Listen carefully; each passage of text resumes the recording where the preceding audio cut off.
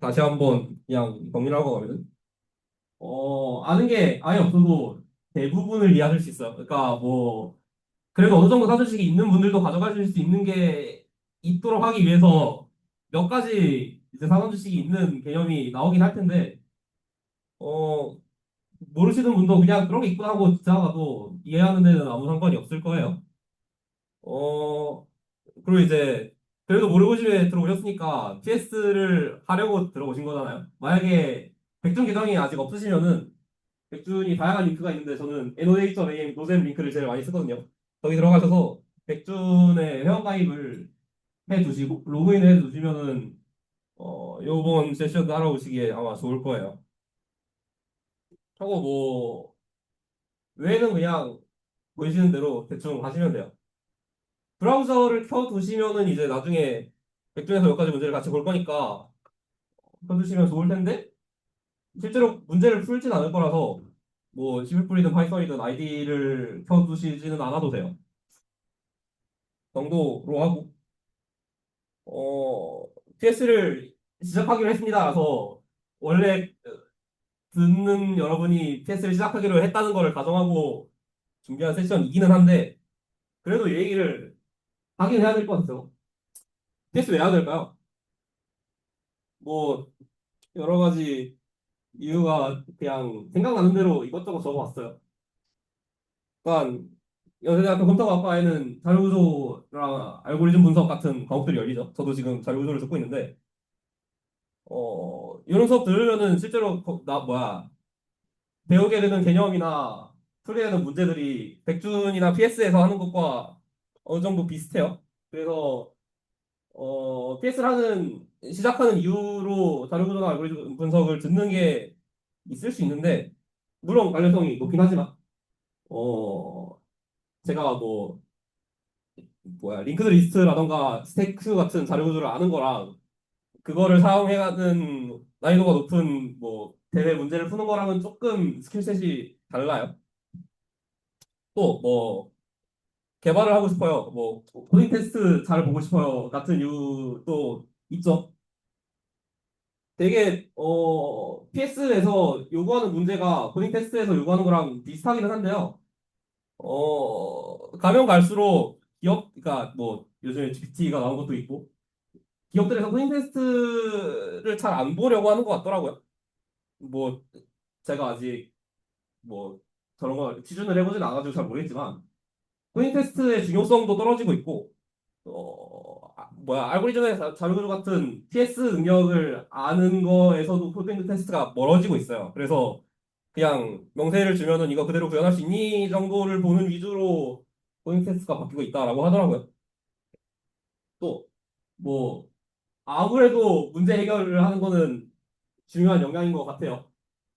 실제로 중요하긴 해요. 근데 요즘 저 친구가 이제 나온 지 한 3년 정도 됐나요? 너무 PS 문제를 잘 풀어요. 그래서 이걸 내가 아무리 잘해도 쟤를 이길 수 있다는 생각이 들면서 회의감이 들기 시작하고요. 그래서 여기까지 보면은 아무튼 공부를 해야 할 것 같아가지고 PS를 시작하였는데 공부할 거 많은데 굳이? 라는 생각이 들 수도 있죠. 그래서 기타 PS를 시작할 수 있는 다른 이유 많이 있겠지만 뭐가 있을지 저는 잘 모르겠고요. 재밌어요. 저는 이래서 PS를 하고 있거든요. 그러니까 이게 문제 해결 프로그래밍이라는 게 되게 다양한 방향의 능력치를 요구하는 되게 고능한 취미는 맞아요. 그러니까 글 읽는 능력도 되게 중요하고요. 그걸 이해해가지고 내가 문제 해결을 하는 게 제목부터 문제 해결 프로그래밍이니까 문제 해결 능력이 당연히 중요하겠죠. 그리고 다른 수학 문제 같은 거에서는 볼 수 없는 프로그래밍 능력도 요구를 하고 수학적인 스킬이나 여러분의 능지나 되게 많은 거를 요구하는 되게 활동적인 무언가는 맞아요. 근데 몇 년 전만 해도 실제로 PS를 하면은 취업 준비에도 도움이 되고 여기저기에 도움이 되기 때문에 PS 공부하세요. PS 정말 도움이 많이 돼요라고 주장할 수 있었는데 요즘에는 솔직히 공부할 거 많은데 그중에 굳이 PS를 공부해야 되냐라는 생각이 저도 들어요. 실제로 코딩 테스트를 기업들에서 많이 볼 때도 그거보다 더 좀 높은 수준의 PS를 하는 사람, 그러니까 국제정보 국제정보리파그 뭐 국가대표 뭐 이 정도로 PS를 열심히 하는 사람들은 이거 해가지고 내가 나중에 어디다 써먹지 하는 느낌에서 PS는 의미가 없다라는 얘기를 많이 했었어요, 실제로. 심지어 뭐 여러분이 공부해야 될 다른 것들에 비해서 PS는 시작하려면 일단 여러분이 PS 그 프로그래밍 언어를 하나 정도는 알고 있어야 되고요. 플러스 영어가 안 되면은 아무래도 물론 아예 못하는 건 아니죠. 영어 안 되면은 PS 프로그래밍 언어를 공부하기도 쉽지 않고요. PS를 하는데도 어느 정도의 장벽이 있을 수 있어요. 그래서 요즘에는 솔직히 여러분 PS 하세요라고 관광하기가 조금 죄송한데요. 그럼에도 저는 제가 이제 PS를 시작한 지 한 4년 정도 됐어요. PS를 시작하고 나서 이게 정말 정말 재밌어가지고 제가 이거를 미리 알지 못했던 거에 후회될 정도로 PS가 좋았고 그래서 다- 뭐야 주변에 PS 안 하는 분들한테도 이거 전파해가지고 이거 재밌어요 한번 해보세요를 정말 정말 하고 싶거든요. 그래서 어 물론 다른 거에 비해서 진입장벽이 어느 정도 있고 실제로 어느 정도 어려운 무언가이기도 한데요. 그래도 도움이 정말 많이 되고 도움이 많이 되는 거 중에서 이렇게 재밌는 거가 없거든요. 그래서 일단 해보셨으면 좋겠습니다까지를 PS를 해야 하는 이유 혹은 PS를 여러분이 하면 좋은 이유 정도로 깔아놓고 본격적으로 PS가 뭐 하는 건지를 얘기해볼까요? 여기서부터 제가 문제를 몇 개 여러분들한테 던져 드릴 거예요. 그래서 음,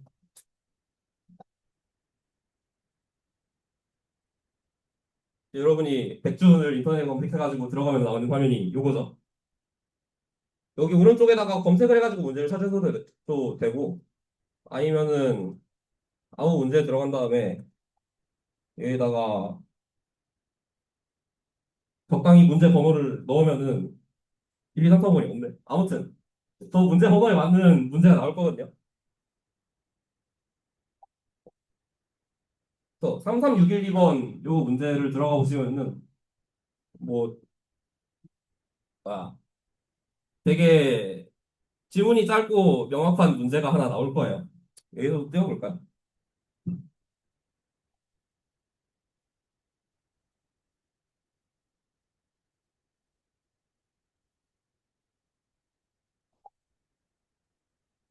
비겔컵이라는 문제예요. 요거 출제하신 분이 연애 선배여가지고 가지고 왔는데 물론 그 중에서 굉장히 쉬운 문제인 것도 맞고요.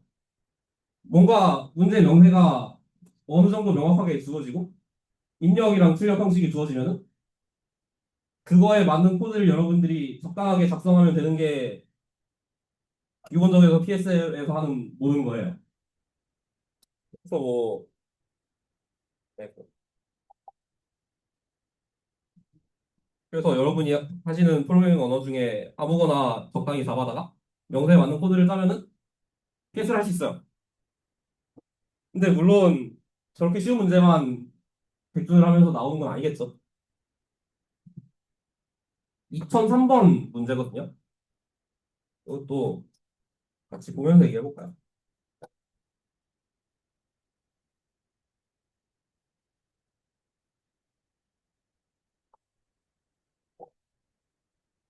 설명을 간단하게 해보면은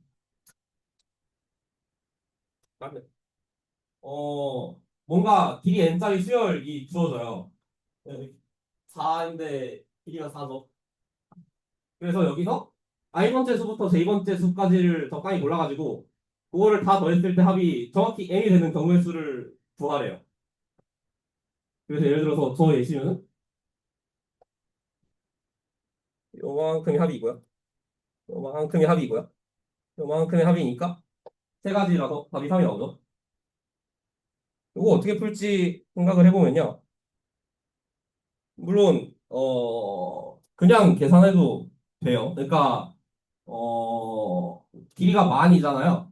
그러면은 구간의 개수가 시작점 고르고 끝점 고르고 하면은 대충 n 플러스 1 추스 두 개 해가지고 만약에 시간 복잡도를 공부하신 분이라면 대충 5의 n 제곱개 정도의 구간이 있어요. 그러면 각 구간별로 그 구간에 있는 값들의 합을 구해줘야 되잖아요. 그러면은 구간 길이가 뭐 길이가 1일 수도 있고 n일 수도 있지만 우리는 뭐야 대충 뭐 2분의 n개라고 하면은 구간 값을 다 그러니까 n 플러스 1 추수 두 가지의 구간에 대해서 값의 합을 다 구해보려면은 대충 비고 n 세제곱 정도의 연산을 해야 돼요. 보면은 여러분의 컴퓨터는 1초에 대충 30억 번에서 좀 비싼 컴퓨터는 60억 번 정도 계산을 하거든요. 근데 이게 뭐 모든 계산을 저렇게 빨리 하는 건 아니고 이제 덧셈 같은 거는 진짜로 1초에 60억 번씩 하지만 이제 뭐야 곱셈이나 나눗셈 같은 거는 저보다 조금 느리거든요. 그래서 실제로 잘 환산을 해보면 대충 1초에 1억에서 10억 번 정도의 그 줄을 하나 넘길 수 있어요. 저 조금 더 자세히 하면은 한 3억? 4억 번 정도라고 저는 생각하고 TS를 하는데 그러면은 뭐 n 곱하기 n 플러스 1 나누기 2 곱하기 n 곱하기 뭐 적당한 상수를 하면은 아마 대충 10분 정도 걸릴 거거든요. PS 문제는 여기 보면은 시간 제한이랑 메모리 제한 있잖아요. 여러분이 코드를 제출하면은 저 시간 안에 저 메모리 안쪽을 써가지고 문제를 풀어야 돼요. 10분은 0.5초보다는 굉장히 긴 시간이죠. 그래서 아마 그런 코드를 제출하면은 뭐 시간 초과 같은 결과를 받을 거예요. 그래서 이거를 빨리 하는 코드를 찾는 게 PS에서는 굉장히 중요한 역량이에요. 여기서 A1부터 An까지의 값이 다 주어지면은 거기서 A1 값이랑 A2 대신 A1 플러스 A2를 저장한 거예요. A3 대신 A1 플러스 A2 플러스 A3를 저장할 거예요. 그거를 1부터 N까지 다 한다고 해도 대충 N번 정도 더 센 연산을 하면은 구할 수 있을 것 같죠?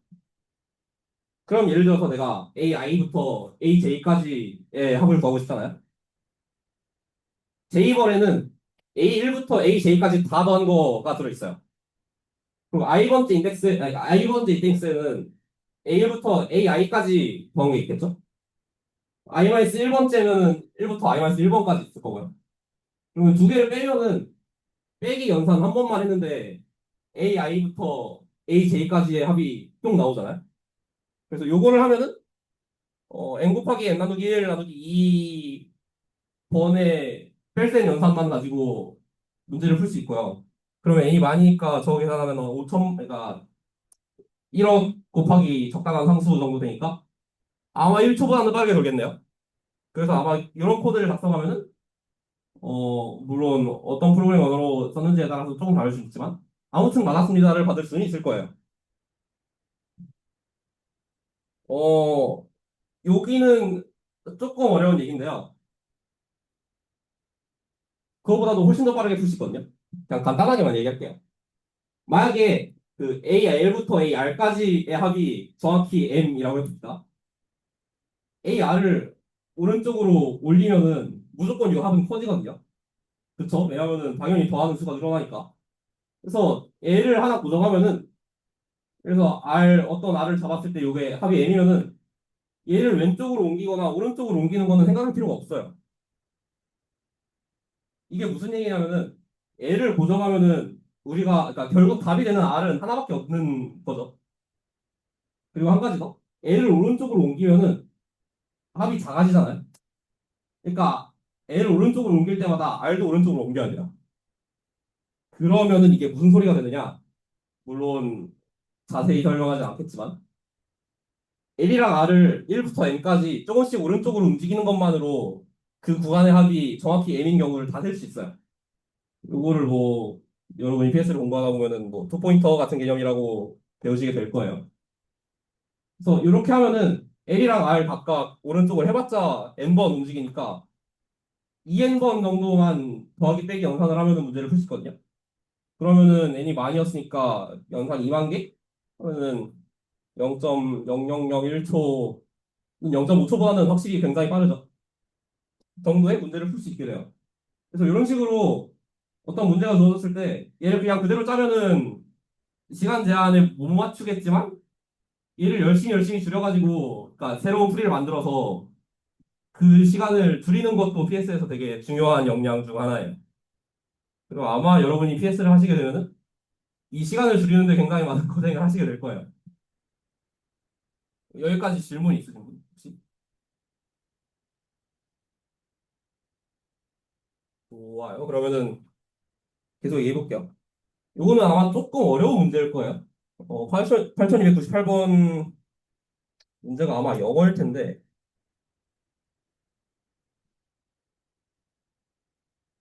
그냥 제가 설명을 하면은요.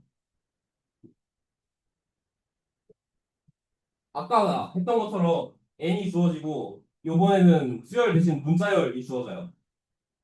근데 여기서 15 뒤에 3이라는 수가 하나 더 들어왔죠? 뭘 하라는 거냐면은, 이번에도 똑같이 뭐 i부터 j의 구간을 잡는 걸 생각할 거예요.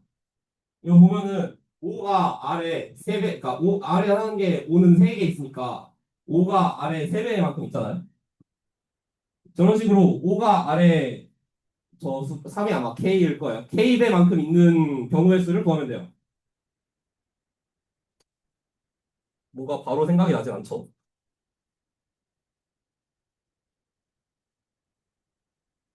왜냐면 이번에도 똑같이 L 잡고 R 잡고 개수 다 세가지고 k배인지 체크를 하려면은 대충 B고 N 세제곱 정도의 시간이 걸릴 거예요. 이게 무슨 소리냐면은 N 곱하기 N 곱하기 N 곱하기 적당한 상수 정도의 시간이 걸릴 거예요. 그럼 아마 이게 N이 100만이거든요. 100만을 세제곱하면은 컴퓨터가 1초에 연산할 수 있는 것보다는 훨씬 많기 때문에 아마 여러분이 죽을 때까지 문제가 안 풀릴 수 있죠. 힌트라고 적어놓긴 했는데 그냥 바로 답을 알려드릴 거거든요. 이거 뭘 할 거냐면은 반대네. 5를 마이너스 1으로 바꾸고 x를 k로 바꾼 다음에 아까 문제처럼 그냥 그런 수열이 있다고 생각할 거예요. 그러면은 뭐가 되냐면은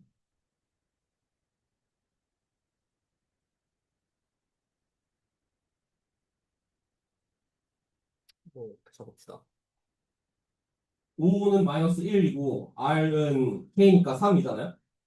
그럼 마이너스 3 마이너스 더하면은 0이잖아요.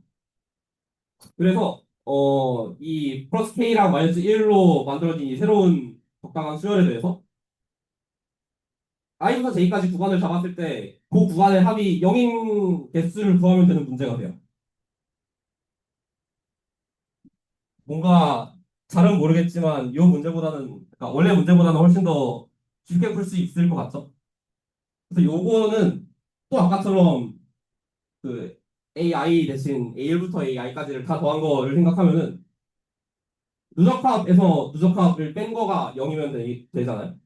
그래서 누적합이 같은 어떤 구간을 고르면 되는 문제로 문제를 바꿀 수 있어요. 그래서 하면은 요거는 이제 조합론을 조금 공부하셨다면 아시겠지만 누적합을 전부 다 계산한 다음에 각 누적합이 그러니까 각 개수가 몇 개 나오는지 해가지고 그것이 2를 그러니까 그거 추수 2를 다 더한 거가 문제의 답이 되겠네요.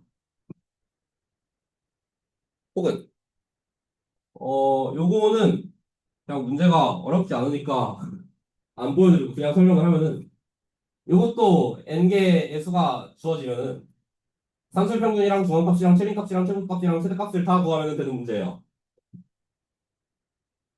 이것도 바로 얘기를 해볼까요? 산술평균은 그냥 A1부터 AN까지 다 더한 다음에 나누기 N 하면은 평균이 나오는 거 다 알고 계시잖아요. 이렇게 풀면 되고요. 최소값. 1부터 N까지 다 보면서, 제일 작은 값을 관리한다는 게 무슨 소리냐면, 그러니까 일단 A1부터 AI까지 중에서 제일 작은 값을 생각할 거예요. A1부터 A1까지면은 A1 하나밖에 없으니까 당연히 제일 작은 값은 A1이죠. A2를 봐가지고 A2가 A1보다 작으면은 요 제일 작은 값을 업데이트하고요. A4을 봐가지고 업데이트하고요. 4를 봐가지고 업데이트하고요. 그거를 N번 해가지고 제일 작은 값을 찾으면은 그게 제일 작은 값이겠죠. 제일 큰 것도 비슷하게 하면 되겠고요. 최빈값은 살짝 요 위에 세 개보다는 복잡한데 A1부터 N까지 요게 아마 값이 마이너스 4천부터 4천까지가 나올 거예요. 그러면 마이너스 4천부터 4천까지 각 값이 몇 번이나 나왔는지를 다 아시면 되겠죠? 그러면 요거는 길이가 마이너스 4천부터 4천까지 8001개니까 길이가 8001인 어떤 어레이를 하나 잡아가지고 배수를 잘 관리해주면 거기서 제일 큰 값을 찾는 거는 적당히 쉽게 할 수 있겠죠. 중앙값은 앞에 있는 4개보다 조금 더 어려운데 어, 요거는 예상 못했는데 뭐 여러 번 하면 되죠.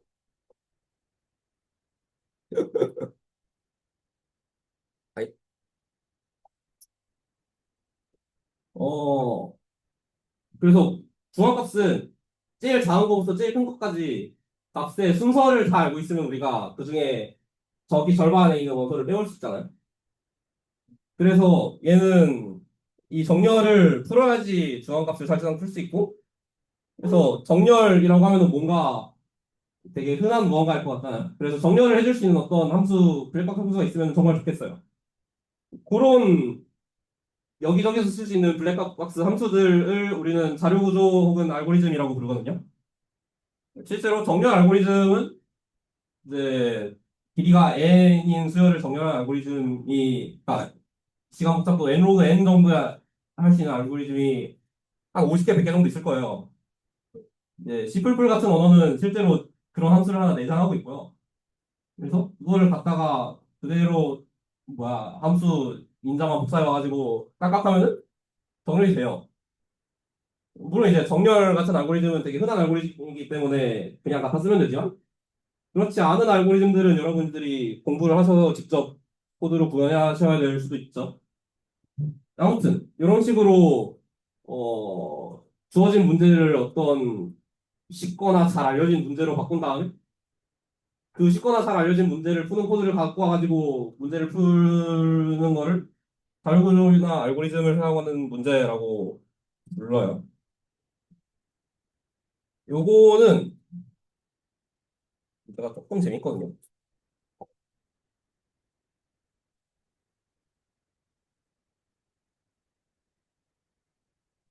32142번 문제인데 문제가 뭔지 설명을 해드리면은 좌표 평면이 갑자기 나와서 그게 n개의 점이 찍혀 있어요. 그래서 각 점에 사람이 서 있거든요. 그래서 나랑 가장 가까이 있는 사람을 하나 잡아가지고 그 사람한테 총을 쏠 거예요.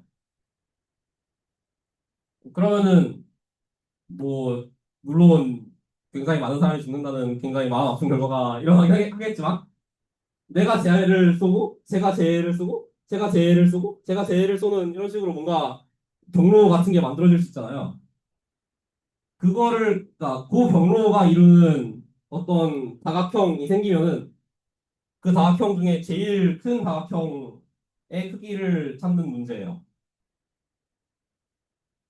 요거는 생각해보면 재밌어가지고 한 2분만 드릴 테니까 뭐 그림판 같은 거에다가 그려가지고 생각해 보셔도 되고 이거 코딩을 어느 정도 하시는 분들은 어떻게 풀지 한번 생각을 해보세요. 제가 지금 29분이니까 한 31분 정도에 다시 올게요.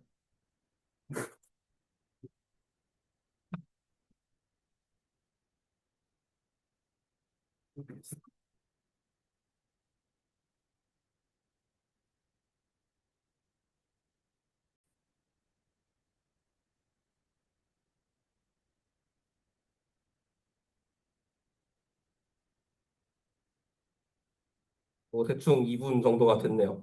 저도 새로 시작을 했고 아까 한 3초 정도 답이 스포가 됐는데 다각형이 나오는 그림을 한번 생각을 해볼게요.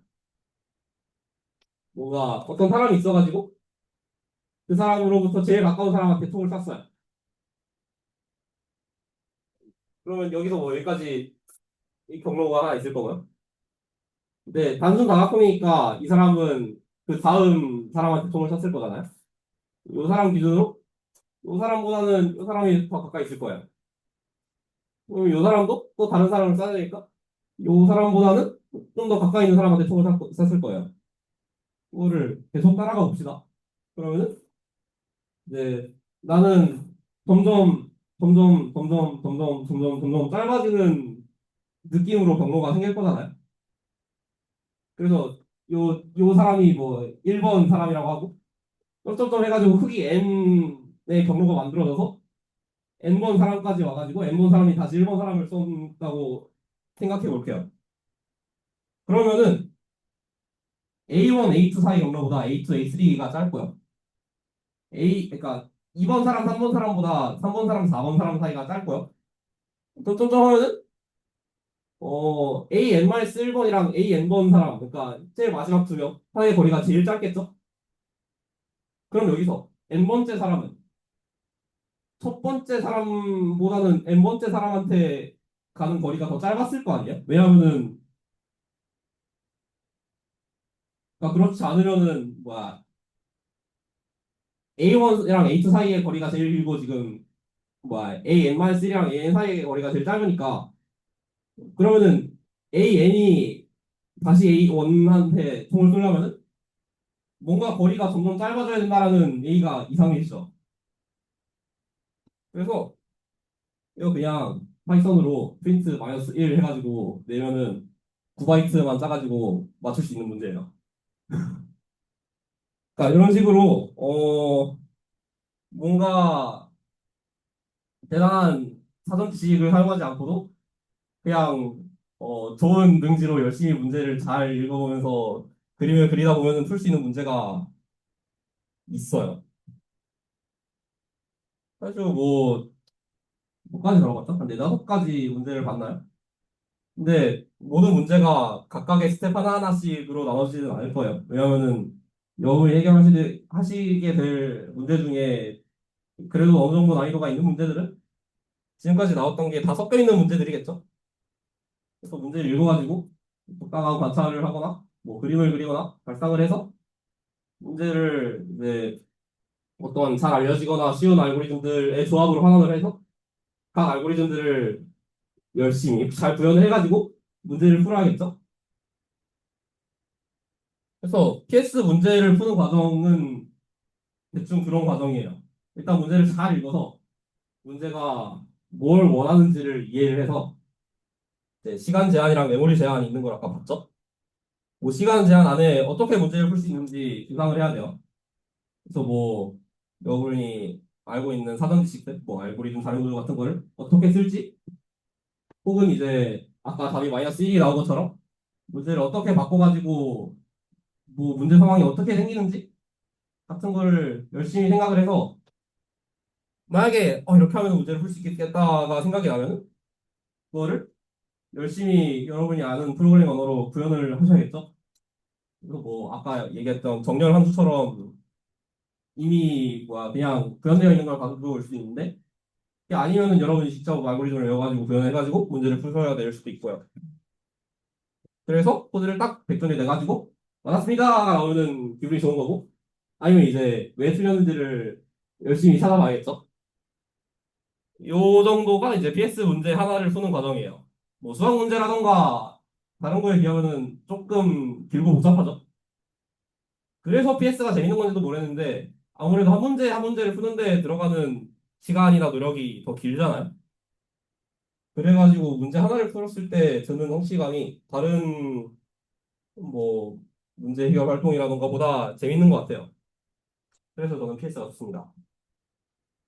이거 하나하나씩 얘기를 해볼게요. 뭐 제일 밑에 있는 거는 뭐 나중에 차차 나가시면 될 거고 그나마 제일 설명할 만한 게 제일 밑에 있는 구현하기 있거든요.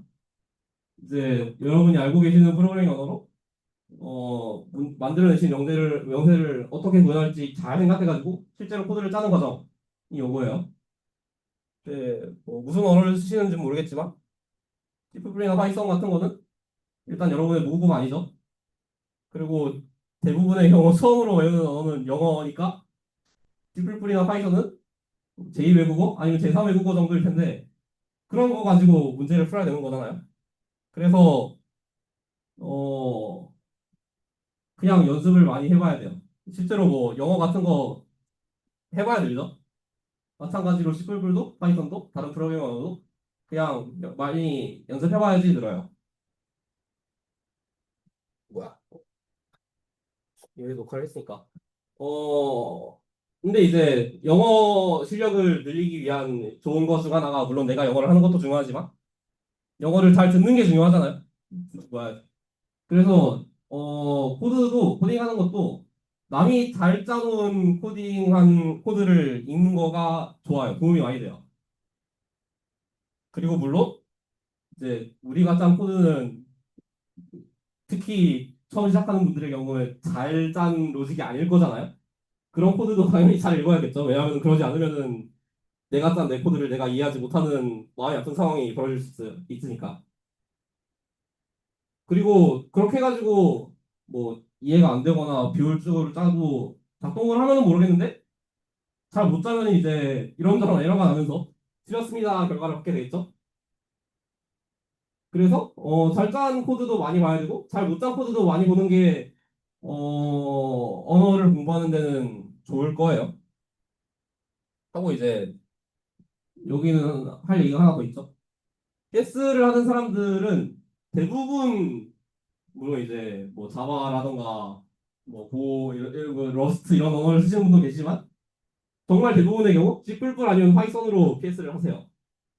이거 뭐 아마 그래도 코딩을 해보신 적이 있으면은 정말 많이 들었을 거지만 파이썬이 조금 더 고급 언어고요. C++이 조금 더 컴퓨터에 가까운 저급 언어예요. 그래서 파이썬이 사람이 하기에는 조금 더 쉬운데 대신 컴퓨터가 읽기에는 조금 더 느리고요. 반대로 C++은 조금 더 빠른 대신 조금 더 코드가 복잡하고 어려워요. 근데 이제 그러니까 백종 같은 문제들은 시간 제한, 메모리 제한이 있기 때문에 빨리 짜려면 보통 C++를 써야 되거든요. 그래서 고수라고 칭하는 사람들, 여기도 몇 명 있는데 이 사람들은 C++를 대부분 사용합니다.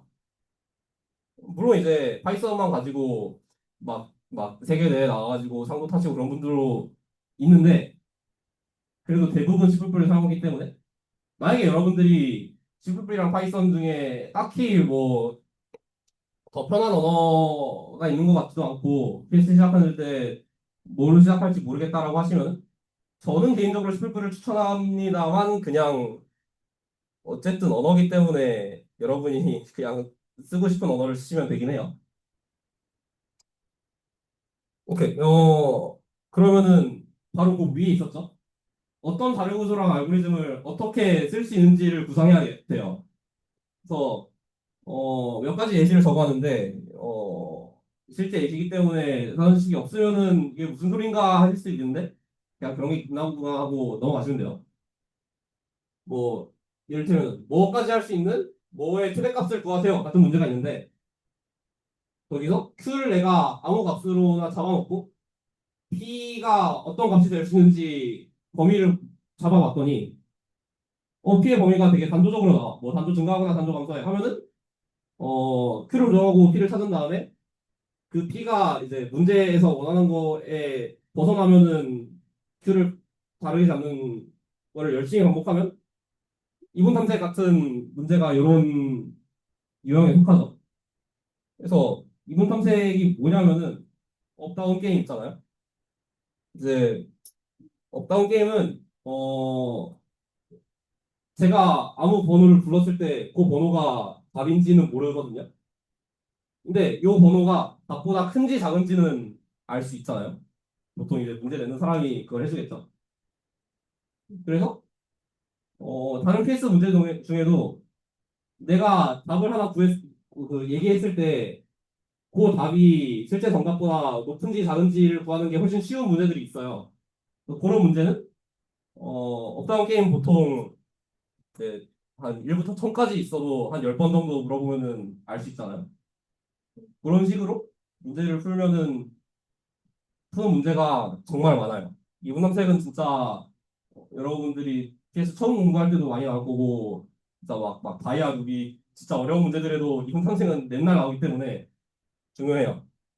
혹은 뭐 그 외에도 뭐 어레이나 스트링이 나오는데 뭐 이런 배열이 여러 번 나오는데 그러면 KMP를 쓸까? Z를 쓸까? 뭐 해싱을 할까? 이런 생각을 할 수 있겠죠. 그럼 이제 구간이 여러 개 주어져요. 그러면은 시점 순으로 정렬해가지고 그리드를 해볼까? 동점 순으로 정렬을 해서 그리드를 해볼까? 아니면은 시점 순으로 정렬을 한 다음에 하나씩 보면서 뭐야 그 지금까지 나왔던 것들 우선순위 수 같은 걸로 만들어서 둘 다 관리를 해볼까? 같은 생각을 할 수 있다라는 게 이제 DS가 뭔지 대충 알고 계시는 분들만 이해할 수 있는 저거였는데 아무튼 이런 것들을 많이 알고 있는 게 자료 구조랑 알고리즘을 잘 하는 거죠.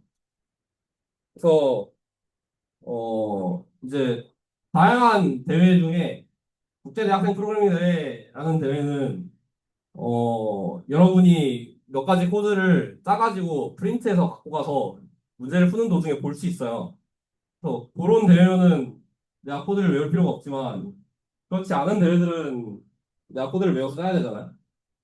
그래서 이를테면은 SCPC라는 삼성 대회가 있어요. 삼성에서 치는 뭐 나중에 얘기하겠지만 정말 돈도 많이 주고 막 상관 타는데 노트북도 주고 밥도 주고 이제 칩보도 해주는 되게 좋은 대회인데 그래서 저 대회는 코드를 외워가게 되기 때문에 전날에 이제 알고리즘 기본 문제 대출이 굉장히 늘어난다는 그런 정설이 있어요. 사실 정설이 아니고 팩트예요. 그래서 다양한 자료 구조랑 알고리즘을 여러분이 알고 계셔야 되고 각각이 어떤 문제를 풀 수 있는지를 잘 생각할 수 있어야 돼요. 그리고 당연히 알고리즘을 알고만 있다고 해서 이제 아까 얘기했던 것처럼 이제 내가 뭐 링크리스트 같은 걸 알고 있다고 해서 링크리스트 푸는 모든 문제를 다 풀 수 있는 게 아니죠. 그래서 사실 아까 프로그래밍 언어 얘기했을 때랑 똑같은 얘기인데 그냥 다양한 문제를 열심히 짜보고 많이 풀어봐야 돼요. 말고는 사실 PS에는 왕도가 없어요. 뭐 다른 거에 뭐가 있겠냐면은 그냥 문제를 많이 푸는 게 간단이고 최고의 방법입니다. 근데 사실 자료구조 알고리즘 이렇게 얘기하면은 내가 뭔가 굉장히 많은 거를 알고 공부하고 있어야 될 것 같잖아요. 근데 사실 진짜 그냥 이상한 고수들만 알고 있는 이런 것들 몰라도 엔간한 대회에 나가가지고는 좋은 성적을 받을 수 있거든요. 그래서 대표적으로 이제 신촌 지역 그러니까 저희를 포함해서 5개 신촌 지역 대학에서 연합해가지고 열리는 수학 PC라는 대회가 있어요. 이것도 이따가 잠깐 언급을 할 건데 요번 겨울에 나왔던 수학 PC 문제 수열 정렬 수수께끼라는 문제는 커뮤테이션을 두 인볼루션 합성으로 나타낼 수 있다라는 팩트를 알고 있으면은 굉장히 빠른 시간 안에 풀 수 있는 문제였거든요. 물론 이제 저 사실을 그냥 자력으로 알아내는 게 이제 저런 문제를 푸는 사람 정도의 수준에서는 그렇게 어렵지 않기 때문에 상관이 없었는데 아무튼 이런 것도 그냥 누가 알겠어요 저런 거. 그래서 어 정말 세상에 있는 모든 자료 구조랑 알고리즘을 다 알아야지 내가 PS를 할 수 있다라는 생각은 안 하셔도 돼요. 이제 뭐 책도 많고 블로그도 많고 PS 공부하는 데 쓰실 수 있는 자료들이 많이 있거든요. 그런데 보면은 이제 PS를 시작하는 사람들이 알아야 하는 자료 구조나 알고리즘을 많이들 집어줘요. 그러면은 그런 것들을 위주로 공부하시면서 수준의 문제를 풀다가 모르는 게 나오면은 그때 가서 공부해도 안 늦습니다. 그래서 저는 실제로 그렇게 공부를 했었던 것 같고요. 그러합니다. 그럼 이제 제일 어려운 거. 어, 그러니까 자료구조랑 알고리즘은 내가 열심히 공부하면 물론 이제 문제를 제일 많이 풀어보는 게 가장 저거긴 하지만 그럼에도 공부할 수 있는 무언가고요. 언어도 공부할 수 있는 무언가죠. 영어 공부하는 것처럼.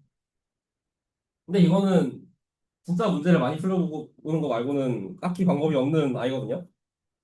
그래서 뭐 아까 그 중앙값을 풀기 위해서 우리가 아까 중앙값을 푸는 문제를 풀려면은 원래 그냥 중앙값만 어떻게 잘 찾으면 되지 않을까라는 생각을 할 수 있지만 전체 수열을 정렬해가지고 거기서 가운데 값을 뽑아버린다라는 일종의 변환을 했잖아요. 그런 느낌으로 문제가 주어지면은 얘를 다양한 방법으로 변환을 해서 이런 식으로 변환을 하면은 이 알고리즘을 쓸 수 있겠다를 발견하거나 반대로 이제 문제가 주어지면은 이거 관상이 이런 알고리즘을 쓸 수 있을 것 같아라는 뭐 이제 여기서 관상이라는 거는 역시나 열심히 문제를 풀면서 얻어가야 하는 뭐 관록 이런 거겠죠. 아무튼 이런 식으로 능지가 중요해요. 어, 능지는 아까 여기 나와 있는 것들은 이제 특정 문제에 적용할 수 있는 뭔가라기보다는 그냥 되게 아비트러리하고 좀 특정하지 않은 문장들인데 그래도 굳이 말로 설명할 수 있는 몇 가지를 꼽아오면은 뭐 이런 게 있을 수 있어요. 요거는 이따가 조금 더 자세히 말씀을 드릴 건데 아무튼 저런 게 있어요. 그러면은 여기까지 이제 PS 공부를 어떻게 하면 되는가에 대한 지루하고 현학적인 얘기를 조금 했고요. 여기서부터는 제가 PS를 공부했던 얘기를 좀 더 위주로 할게요. 말씀드렸다시피 저는 PS를, 그러니까 백준 계정을 만든 지 4년 정도가 됐어요. 네, 그러니까 언어를 배운 거는 그거보다 한 반년 정도 전이고요. 제 실력이 이렇게 늘었다라고 설명을 했는데 저렇게 써놓으면은 누가 이해를 하겠어요? 물론 이렇게 쓴다고 해도 이해하는 게 쉽진 않은데 100점 문제는 약간 게임 랭크처럼 제일 쉬운 문제를 브론즈라고 하고요. 실버, 골드, 플래티넘, 다이아, 루비 해가지고 제일 어려운 문제까지 랭크를 나눠놔요. 그래서 어, 처음 PS를 시작할 때는 이제 실버에 해당하는 문제를 어느 정도? 뭐 다 풀지는 못했는데 그래도 한 50%보다 조금 더 되는 확률로 풀 수 있었어요. 근데 보면은 문제 난이도도 계속 늘었고 뭐 푸는 시간은 사실 크게 다르지는 않았는데 아무튼 지금 이제 문제를 푼다고 하면은 30분에서 1시간 안에 엔간한 플레이를 풀 수 있거나 풀 수 있는 걸 목표로 하고 있어요. 어, 처음에 시작을 할 때 저는 언어를 가르쳐주는 학원을 갔거든요. 저도 몰랐지만 학원에서 온라인 접지를 쓰라고 하더라고요. 언어를 배우기 시작했어요. 근데 뭔가 대회를 나가래요. 그래서 대회를 나가려고 한 반년 정도 열심히 준비를 했더니 상이 나왔어요. 라고 하면은 뭐 여러분은 뭐 학원을 다닐 수 뭐야 너 이미 늦었으니 뭐 타임머신을 준비해라 이런 얘기일 것 같잖아요.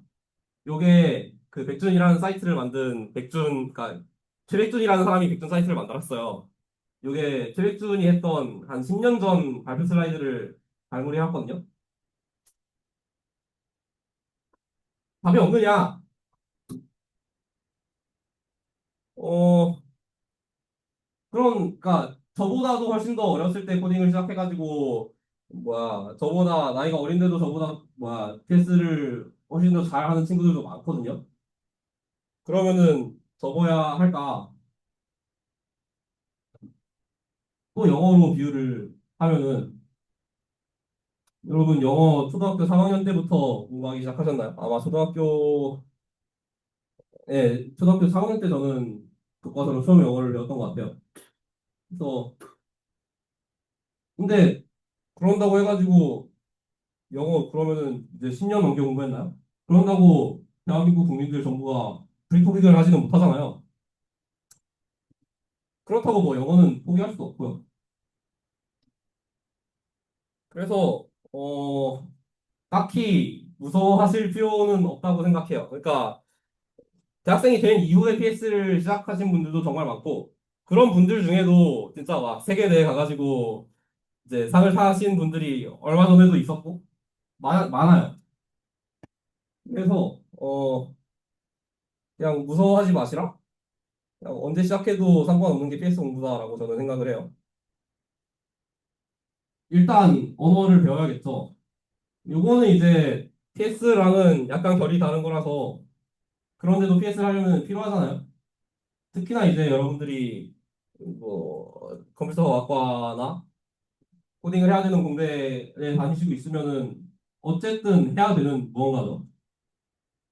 이제 학원이나 과외가 도움이 되는지는 모르겠지만 그러셔도 되고 뭐 C++ 공부하기, 뭐 파이썬 공부하기 이런 책 시중에 많으니까 그런 거 사서 공부하셔도 되는데 돈 안 써도 요즘에는 유튜브라던가 블로그라던가 잘 되어 있는 자료가 많죠. 특히 저는 시작할 때는 학원을 다녔지만 빠른 시일 내에 학원이 별로 도움이 안 된다는 걸 깨닫고 그냥 블로그 보면서 언어를 공부했거든요. 그리고 이제 얼마 전부터는 GPT라는 걸 쓸 수 있죠. 그래서 언어를 배울 방법은 정말 많아요. 배웠다고 해봅시다. 이제 PS를 할 수 있어요. 냅다 백준에 들어가서 문제를 풀면 되는데, 그래서 아까 문제 번호가 있었죠. 1000번 문제를 풀고요. 1001번 아마 A-B 구하는 걸 거예요. 1002번 풀고, 1003번 풀고 하다 보면은 갑자기 이상한 문제가 하나 나와요. PS를 처음 시작하셨다라고 가정하면은 여러분이 알고 있는 지식으로 풀 수 없는 문제가 백준에는 정말 많거든요. 그렇기 때문에 이제 여러분들이 그러니까 초심자 입장에서 풀 수 있는 문제를 잘 찾아가지고 문제를 풀어야겠죠. 그 중에 제일 제가 시작하면서 처음 풀었던 PS 문제들은 솔브드 A씨의 클래스라는 문제거든요. 보여드릴게요, 그것도.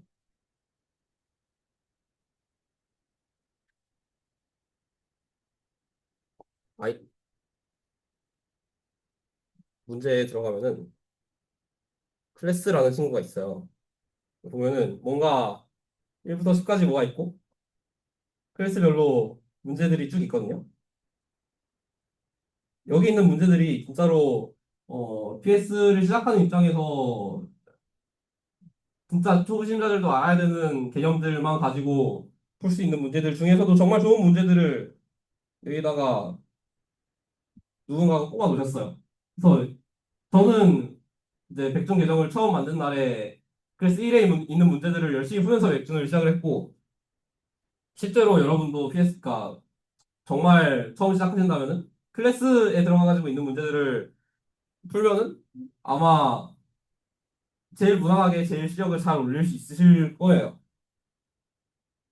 근데 이렇게 하면은 이렇게 그러니까 문제를 풀다가 모르겠는 개념이 나오면은 이제 그때 가서는 검색을 하든 책을 찾아야죠. 이러면은 뭔가 내가 일단 박아본 다음에 개념을 공부한다라는 느낌이 들잖아요. 그 반대 방향으로 할 수 있는 좋은 예시가 BOJ 단계별로 해결하기라는 아이예요.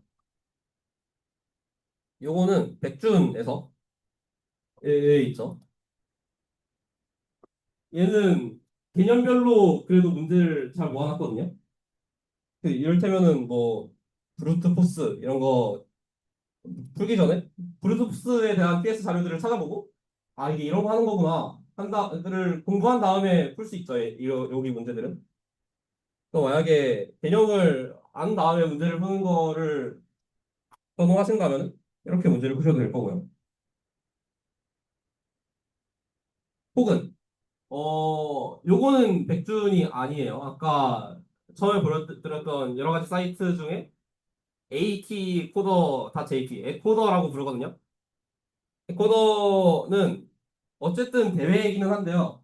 근데 대회 중에서 PS 처음 시작하는 사람들도 풀 수 있는 동시에 퀄리티가 좋은 문제들을 가지고 대회를 만들어주는 데가 거의 없는데 저희 가면은 매주 문제를 한 7개 정도씩 만들어주거든요.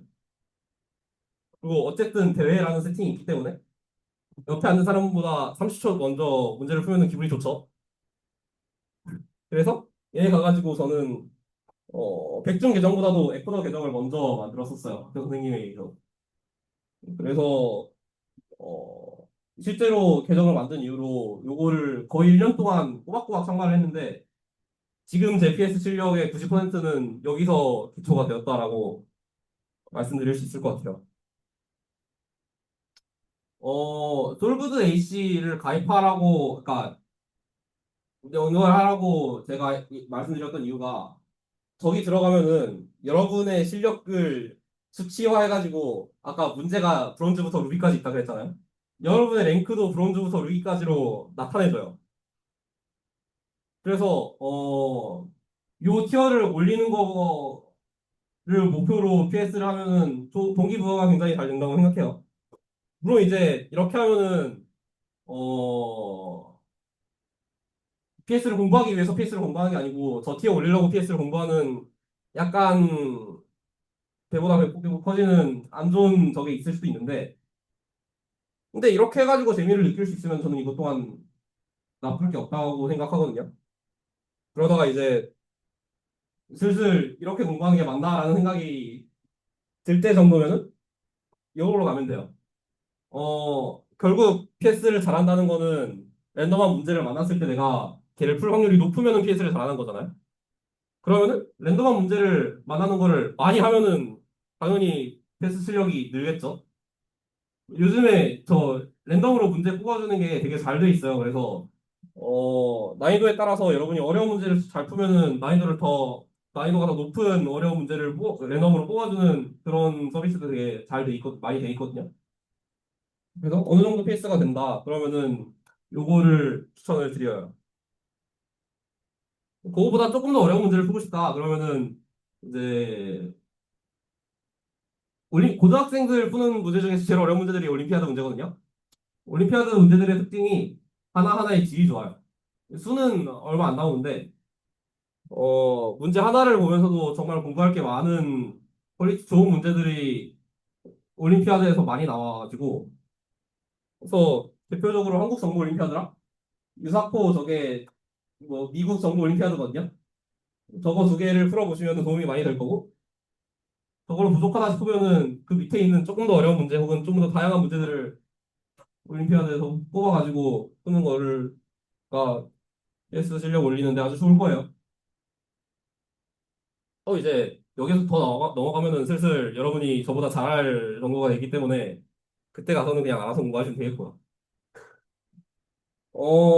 문제를 풀 때 이제 PS는 아무래도 다른 것보다 한 문제 한 문제 푸는데 시간이 오래 걸린다 그랬잖아요. 문제가 안 풀린다 싶으면은 물론 이제 문제를 잡고 오랫동안 고민하는 게 재밌으시면 오래 잡아도 되지만 어, 포기하고 까거나 이제 다른 사람한테 이거 어떻게 풀어요 하고 질문하는 거를 그렇게 부정적으로 생각하지 않아도 돼요. 그래서 이제 우리나라에서 PS 제일 잘하는 사람으로 구사가라는 닉네임을 쓰는 분이 되게 유명하시거든요. 근데 그 사람도 한 한두 시간 봐가지고 모르겠으면은 그냥 구글 검색해가지고 풀을 찾는다고 그래요. 그래서 특히나 처음 시작하는 사람 입장에서는 진짜로 모르는 거를 써가지고 풀지 않으면 못 푸는 문제일 수도 있잖아요.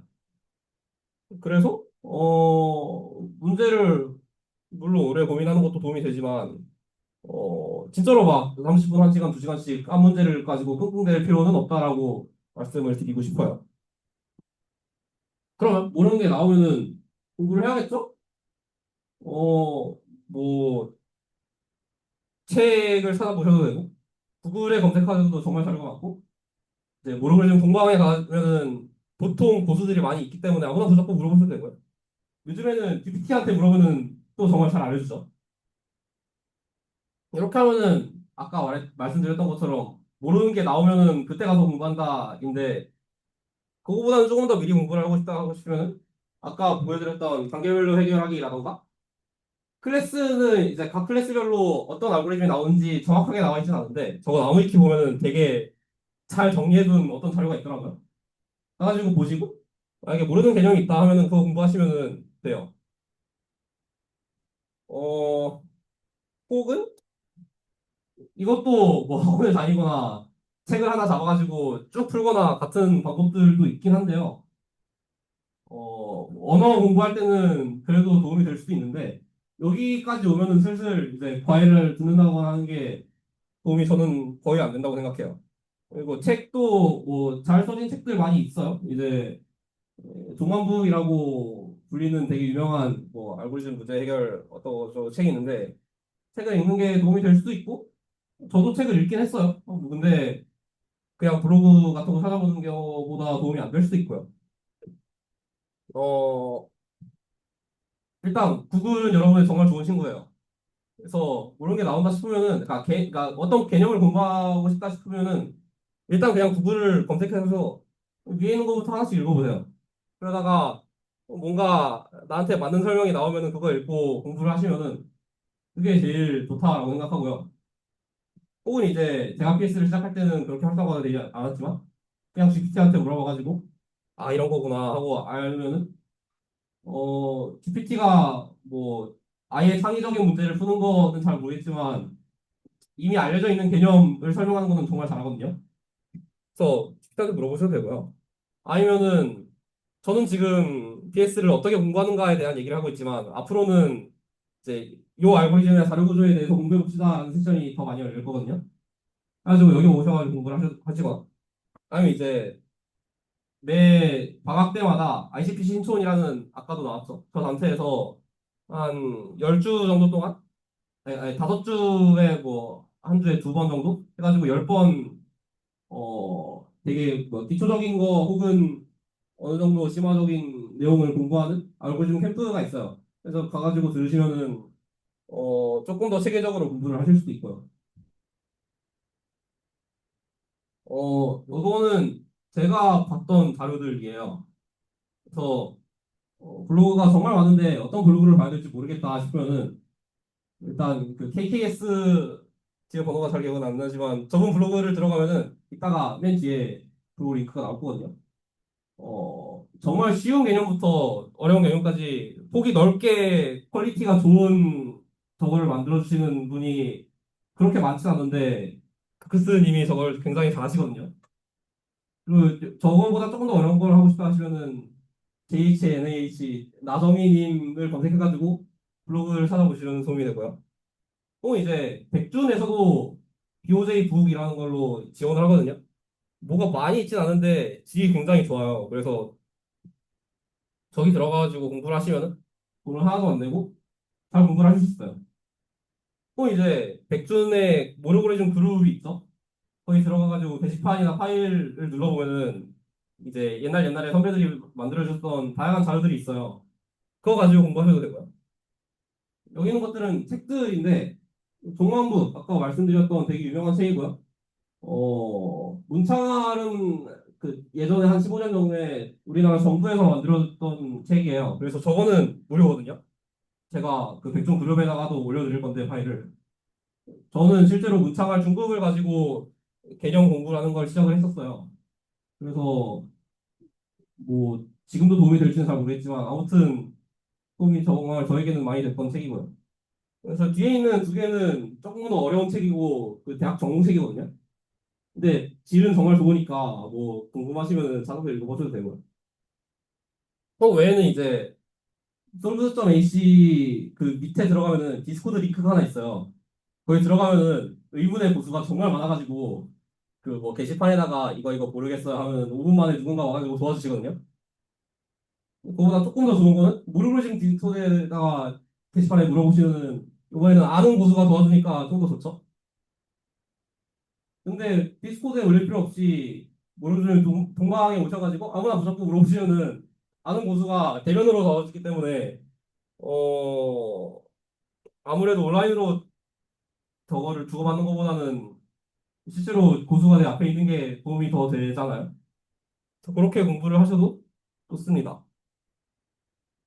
요거는 그냥 그럼에도 무슨 태그를 공부할지 모르겠다, 그러니까 무슨 알고리즘 다루구조 사전 지식을 공부할지 모르겠다라고 하시는 분들을 위해서 그냥 초심자가 알면은 좋겠는 것들 몇 가지 적어왔으니까 뭐 구글 검색하시던가 해가지고 각각의 개념들을 공부하시면은 아마 도움이 되겠지요. 그러면 그건 됐고 아까 능지 파트가 있었잖아요. 개념이 아닌 거를 공부를 할 필요가 있어요. 그러니까 왜냐하면은 자료 구조를 알고 아는 거랑 그거가 달린 어려운 문제를 푸는 거는 다르다고 제가 여러 번 얘기했잖아요.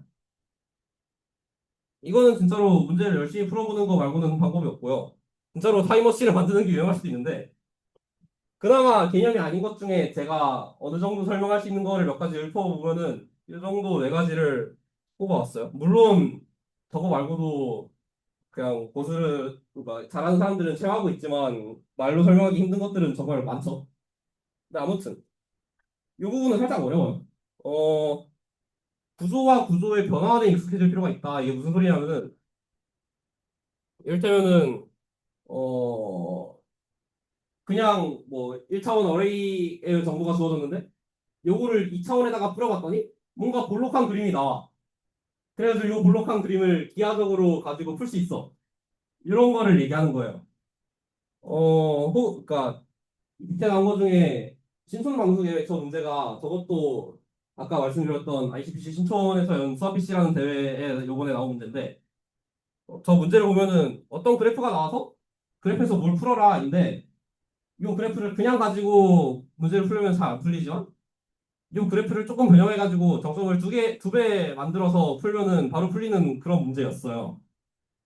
그래서 구조가 나왔을 때 이 구조를 변환하는 게 정확히 뭐라고 말씀드리기는 조금 어렵지만 그래도 PS를 어느 정도 하신 분이라면 이해할 거라고 믿고 이런 게 중요하다.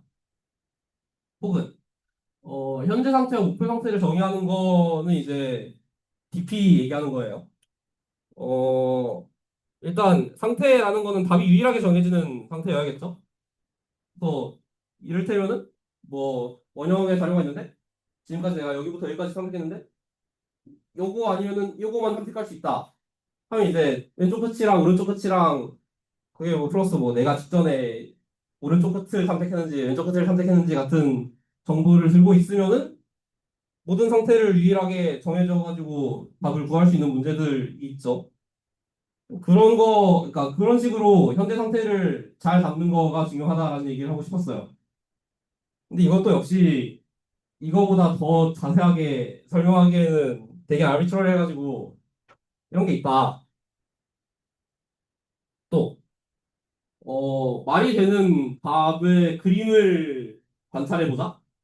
아까 말씀드렸던 것처럼 분명 어레이에 그냥 값이 쭉 나오는데 이거를 평면 위에 찍어봤더니 뭔가 볼록한 게 나와가지고 이거를 기하적으로 풀 수 있었다가 여기 속하는 것들이겠죠.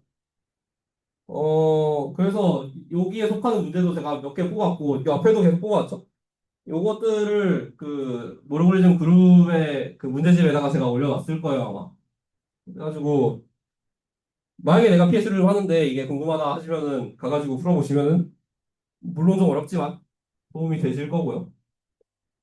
혹은 뭐 독립적인 거, 안 바뀌는 값을 찾는 거 이것도 재밌거든요.